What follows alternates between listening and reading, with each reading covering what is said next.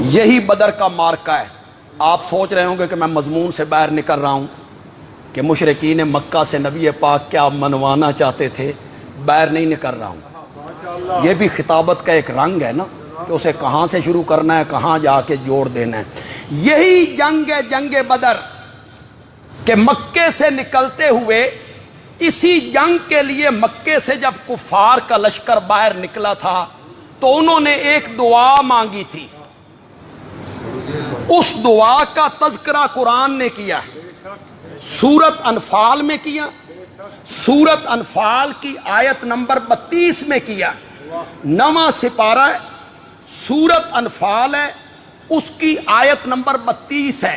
ہر جمعے پہ یہ کہتے ہوئے اچھا نہیں لگتا ہوں کہ آپ کے گھر میں جس عالم کا ترجمہ موجود ہے، شیعہ، سنی، بریلوی، دیوبندی، اہل حدیث، جس کا ترجمہ بھی آپ کے ہاتھ لگے، اٹھاؤ پڑھو سورت انفال اور اس کی آیت نمبر 32۔ ہم نے تو اپنی زندگی کھپا دی ہے تمہیں یہ بتاتے بتاتے کہ لوٹو اللہ کے قرآن کی طرف۔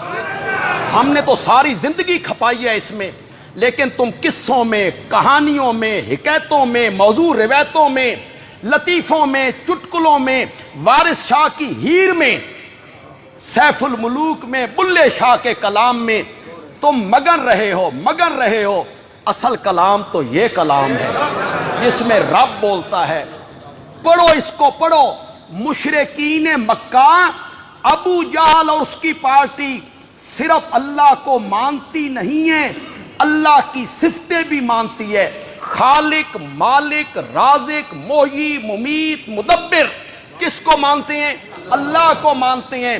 بلکہ مشرکین مکہ مصائب میں، دکھوں میں، تکلیفوں میں اللہ کو پکارتے بھی ہیں۔ کہاں لکھا ہوا ہے؟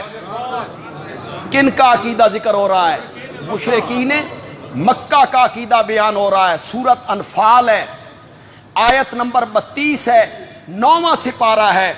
اللہ نے ان کی اس دعا کو قرآن میں ذکر کیا۔ کیا کہنے لگے؟ اذ قالوا، جب وہ کہنے لگے اللہم،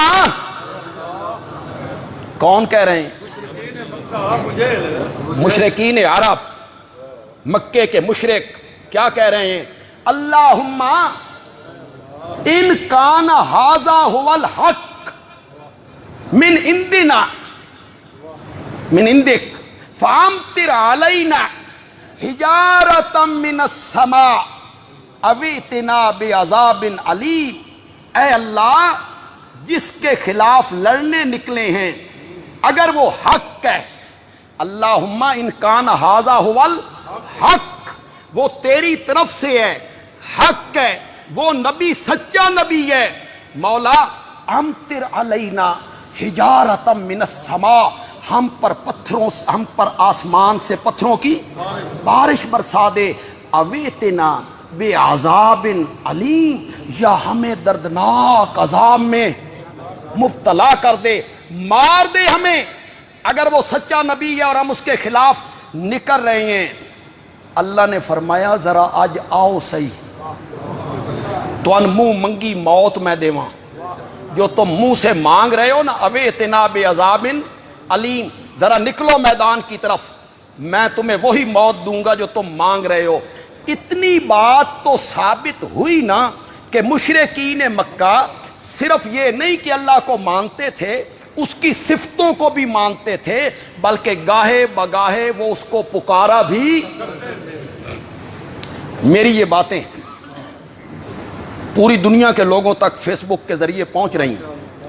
ہمارے پچھلے جمعے کی تقریر بھی پہنچی، اس جمعے کی تقریر بھی پہنچے گی، اور ہم اس نیت سے تقریر نہیں کرتے کہ کسی کو زج کریں، ہٹ کریں، تمسخر اڑائیں، مذاق اڑائیں، کسی کے بزرگوں کا نام بگاڑیں، کسی پر کوئی فتویٰ لگائیں، نہیں، ہم اس نیت سے تقریر کرتے ہیں مولا جو توحید کا میٹھا میوہ تو نے ہمیں چکھایا ہے، میرے اللہ جو محروم لوگ ہیں یہ میوہ ان کو بھی چکھا دے۔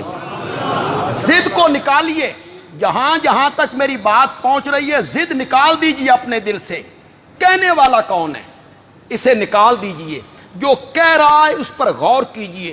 اس مجمع میں بھی کئی نئے لوگ آئے ہوں گے, پہلی مرتبہ انہوں نے ہمیں سنا ہوگا.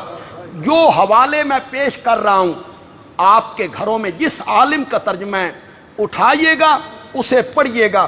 مشرکین مکہ کا ایک عقیدہ, ایک نظریہ, ان کی ایک دعا قرآن نے ایک سے زیادہ جگہوں پر ذکر کی, لیکن میں ایک جگہ کا حوالہ پیش کروں گا. 21واں پارہ ہے, سورت عنکبوت ہے, اس کی آیت نمبر 65 ہے. یاد رہے گی آپ کو؟ پارہ کون سا بتایا میں نے؟ سورت کا نام عنکبوت, آیت نمبر 65. جائیے گھروں میں جا کے دیکھیے گا. میں یہ نہیں کہتا ہوں کہ میرا ترجمہ آپ مان جائیں, میں قطعاً نہیں کہوں گا. اپنے گھر میں جائیں, کسی عالم سے پوچھیں کہ یہ ہے قرآن میں, سورت عنکبوت میں اور 65 نمبر آیت میں ہے مشرکین مکہ کا ایک عمل, مشرکین مکہ کی ایک پکار قرآن نے ذکر کی. قرآن ذکر کرتا ہے فَإِذَا رَاكِبُوا فِي الْفُلْكِ, جب وہ سوار ہوتے ہیں کشتیوں میں. اسے دوسری صورتوں میں بھی ذکر کیا, مختلف انداز سے ذکر کیا. کشتی آئی بھمر میں, گرداب میں, لہریں اٹھنے لگیں, موجوں نے چاروں طرف سے گھیرا. انہیں یقین ہو گیا کہ ڈوبے ہی ڈوبے, بچنا مشکل ہے. قرآن کہتا ہے فَإِذَا رَاكِبُوا فِي الْفُلْكِ, جب سوار ہوتی ہیں کشتیوں میں مشرکین مکہ, عرب کے مشرک, اور کشتی گرداب میں پھنس جاتی ہے, دعوا اللہ. اور سن رہے ہو کہ کون نہیں سن رہے ہو؟ ہن ساریاں گلاں میرے کول کروانیاں جی, کچھ تو خود بھی نتیجے نکال لیا کرو. دعوا اللہ, ان کشتیوں میں پکارتے ہیں کس کو؟ اللہ کو. صرف پکارنا, قرآن نے کہا مخلصین, ہی بھول گئے.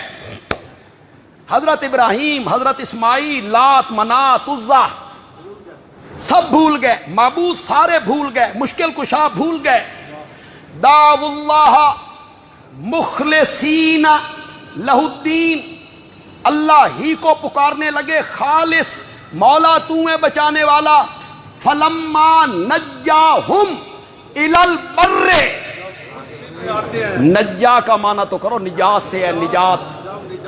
جب اللہ ان کو بچا کے لاتا ہے الی البر, اللہ کی مدد آ گئی, اللہ نے انہیں کنارے پہ پہنچا دیا. اذا ہم یشرکون, کنارے پہ آ کے کیا کرتے ہیں؟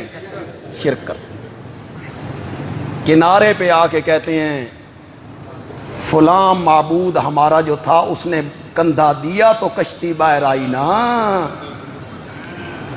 لات پہنچا نا, عزا پہنچے نا, حبل پہنچے نا. کنارے پہ آ کے اذا ہم یشرکون. اللہ نے بھی بھائی بڑے حوصلے ہیں.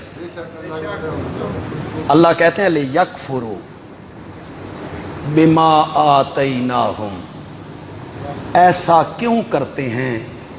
ایسا اس لیے کرتے ہیں کہ وہ ہماری دی ہوئی نعمتوں کی ناشکری کریں.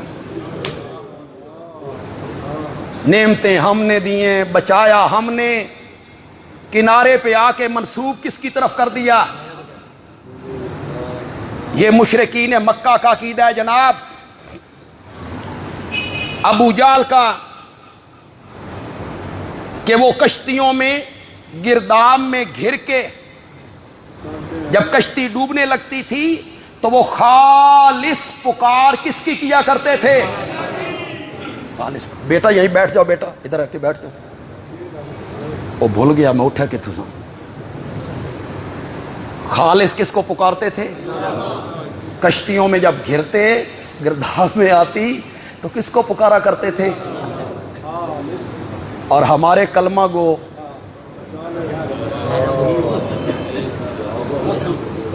نبی پاک سے محبت کا دعویٰ کرنے والے ولیوں سے محبت کا دعویٰ کرنے، ہمارے متعلق کہنے والے یہ تو ولیوں کے دشمن ہیں، یہ تو ہیں ہی ولیوں کے دشمن، یہ پیرے پیران کے دشمن ہیں، غوث اعظم کے دشمن ہیں، حضرت علی حجویری رحمت اللہ علیہم اجمعین، اللہ ان کی قبروں کو منور فرمائے، ان کے یہ دشمن ہیں، وہابی ہیں وہابی۔ ان کے کیا نظریات ہیں میں بتاؤں کہ تمہیں پتہ ہے؟ یہ نعرہ لگاتا ہے بہاو الحق بیڑا دھک، مولا علی میری کشتی پار لگا دینا، مولا علی میری، یا معین الدین چشتی لگا دے پار۔ کہانیاں جوڑی ہیں، کہانیاں۔ برات جا رہی تھی، شیخ عبد القادر جیلانی کو غصہ آیا، انہوں نے نظر نیاز نہیں دی، ساری برات کو غرق کر دیا، بیڑا ڈبو دیا۔ آگے پڑھی پڑھائی قوم ہے، وہ کہتے ہیں سبحان اللہ، ولی ہوتا ہی وہ ہے جو بیڑے غرق کرے، ولیوں کا کام یہی ہے۔ 12 سال کے بعد بیڑا کنارے بھی لگا دیے جی، براتی سارے زندہ ہو گئے۔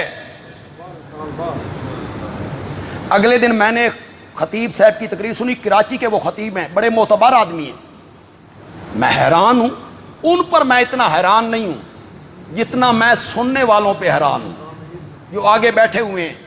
ان میں کوئی کالج کا پڑھا ہوا لڑکا، کوئی یونیورسٹی کا تعلیم یافتہ، کوئی پروفیسر، کوئی وکیل، کوئی ٹیچر،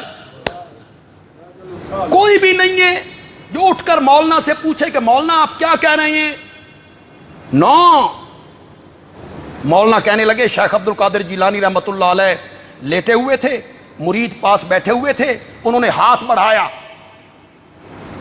ہاتھ واپس کیا تو وہ گیلا تھا، تر تھا، پانی لگا ہوا تھا۔ لوگوں نے پوچھا حضرت کیا ہوا؟ فرمایا میرا ایک مرید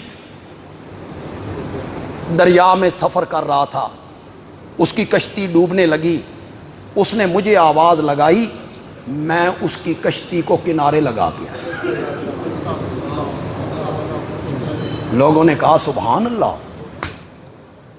کسی نے نہیں پوچھا مولانا یہ کہاں لکھا ہوا ہے، کہاں کا واقعہ ہے، کس نے بیان کیا ہے؟ ان کے بیٹے نے بیان کیا ہے، ان کے کسی مرید نے بیان کیا ہے، انہوں نے اپنی کتاب میں لکھا ہے کہ کشتیوں کو کنارے لگا دینا یا کشتیوں کو ڈبو دینا۔ شیخ عبد القادر جیلانی نے کشتی کنارے لگا دی، برات پوری ڈبو دی۔ تیرے پاس کہانیاں ہیں، قصے ہیں، بے سر و پا باتیں ہیں، لطیفے ہیں، چٹکلے ہیں، ہمارے پاس رب کا قرآن ہے۔